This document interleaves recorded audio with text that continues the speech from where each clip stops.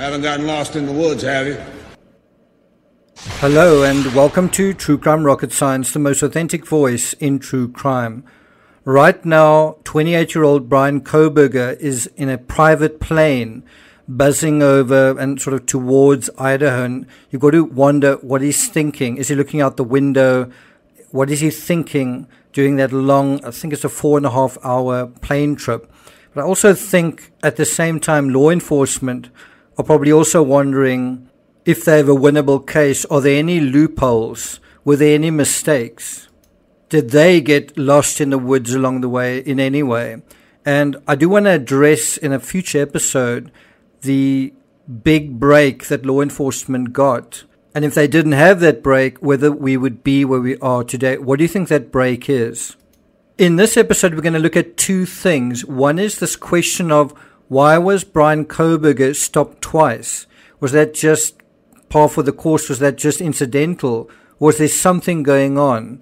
Was he being tracked at that time, and did law enforcement inform their colleagues and say, we really want to have a look at this guy, and we also want to talk to this guy, find out where he's going, find out what his intentions are.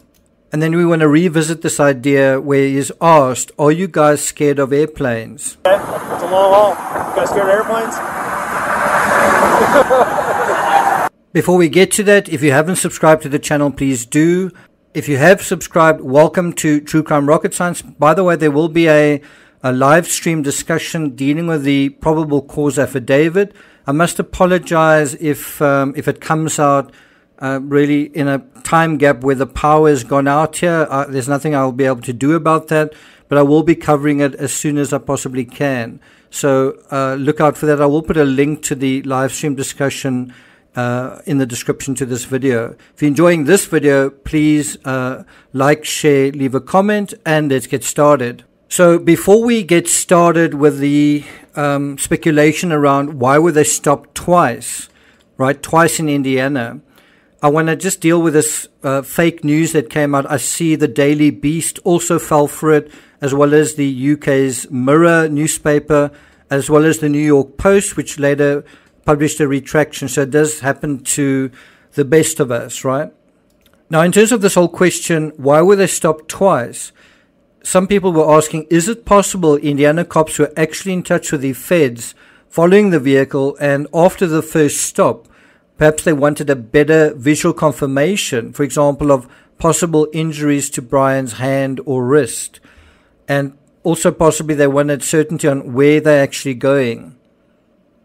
Now, I would say yes, that does make sense, except the officer's body cam isn't actually on Brian for most of the exchange. You would imagine if they were actually ordered and or asked to get clarification, that the officer would have made an effort to keep his camera focused on Brian, and instead we just get a very quick glimpse. So do you agree, although that seems like an interesting idea, it doesn't actually seem likely given the way the officer actually records that moment? Then the second thing to deal with is that moment where he says, are you scared of airplanes? Well, we're at PA. It's a long haul. You guys scared of airplanes? It is a valid question. Was Brian scared of airplanes? And was he sort of using his father as a sort of a cover for, I'm not just driving alone in my Elantra somewhere, we're on a road trip kind of thing, right? Now, according to TMZ, this stop happened on the December 15th, I think around about 4 o'clock in the afternoon. And a trooper with the Indiana State Police pulled the car over for following too closely. Now, one does have to wonder, is that something that regularly happens? And then they found 2 men in the car. Kohberger was driving, and the passenger was his father, and they were on their way from Washington State to Pennsylvania. It's a pretty long drive. And interestingly, police gave them just a verbal warning. So it wasn't even as though they stopped them for something that was severe enough to even fine them. They don't even ask for Brian's registration papers, right? License and registration. But it does raise this question.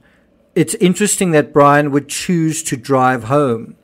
Was that because of the cost or because he wanted to get the Elantra out of Idaho? As far as I know, it would be more expensive to drive home. It would have been cheaper to fly. And if you're thinking about cost alone, his father also flying there is also adding to an expense. And, do they have enough money to afford private counsel? Well, not at this point. Also, if he flew to Pennsylvania, wouldn't the cops also check the flight logs at the local airport, as well as the vehicles parked there?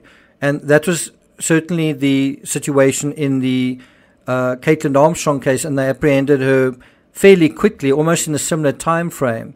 But they were able to look at CCTV footage and look at the flight logs. Now, according to TMZ, during the encounter, Koberger's dad actually mentions a shooting near Washington State University. And he says, well, that is actually where his son went to school. I'm not really sure whether Koberger himself ever acknowledges it in the audio, where he volunteers, I actually study at Washington State University. But his father mentions that shooting, that a man had barricaded himself in an apartment near the university, and then he eventually died in a police shootout. This channel actually dealt with that news story as a possible lead, and it turned out it wasn't. So it seems, and this is really interesting, it seems his father was keeping abreast of the news, some of it at least. The question is, did he know about the other incident there, and did they ever talk about it? And also, was he aware of the Elantra? It seems very difficult to imagine that he wasn't.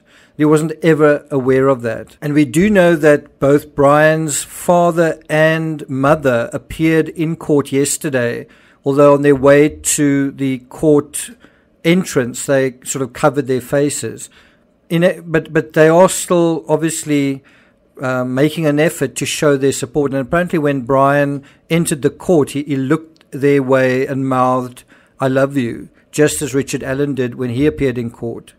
Now, I'm not really sure whether it was minutes or hours. There are some statements that say minutes before the second traffic stop, they were stopped by a deputy from the Hancock County Sheriff's Department, also released on a verbal warning there. I don't know if it was minutes or hours, but it was certainly within a short span of time. You also note the officer pertinently putting his fingers on the car as if to make absolutely sure that this encounter did happen with these specific individuals. When the probable cause affidavit comes out, it probably will make some sort of reference to potential injuries, possibly from a sharp object, possibly from something like fingernails.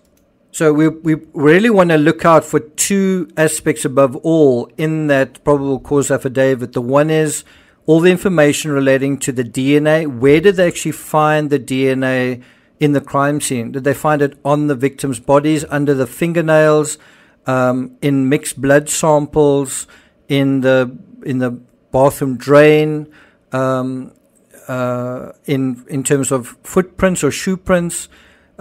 Did they find anything in the vehicle itself when they processed that? Did they find any biological traces? And then also the tracking of that Elantra in terms of all the CCTV footage. Obviously, we're not going to get the entire case against them summarized, but it'll probably deal with the Elantra as well. And then the other thing that we probably want to look out for are things like texts, digital data, digital breadcrumbs, pings, social media posts, and possibly confirmation that he was in the area. There's been talk, rumors, I'm not really sure how much I believe those, but talk that he was stalking them for quite a long time, and that his phone showed that he was in the same area as they were for a long period of time. Personally, I don't think that's accurate, because I think someone as obviously tall as he is, and someone who is obviously older than most of the people around him, I think would have stood out and they would have noticed him. But we will get confirmation on a lot of questions in this affidavit coming out in a couple of hours. As soon as it does, this channel will take you through a read-through, and we will assess, analyze the evidence and the strength of the prosecution's case against Brian Koberger. Thank you for listening, and I'll see you guys next time.